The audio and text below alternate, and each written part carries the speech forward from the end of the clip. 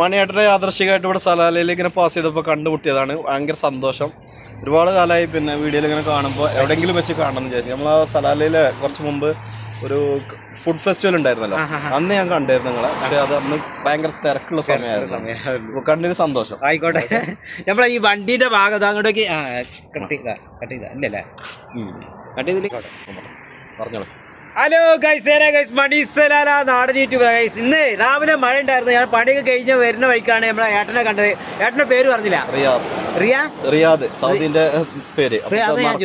Riyadh. നാട്ടിലെവിടെ? ഞാൻ മലപ്പുറം. നാട്ടില് മലപ്പുറം മഞ്ചേരി അല്ലേ? അപ്പൊ നമ്മള് മൂപ്പര് ചായ കുടിച്ചാൽ അങ്ങോട്ട് പോയിരുന്നു. അപ്പൊ ഇന്നെ കണ്ടപ്പോ തിരിച്ചു വന്നു.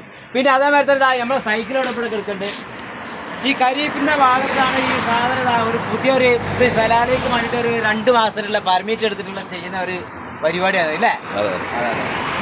നല്ല അടിപൊളി കളറാണ്. സലാലയ്ക്ക് എല്ലാവർക്കും സ്വാഗതം. നമസ്തേ, നമസ്കാരം.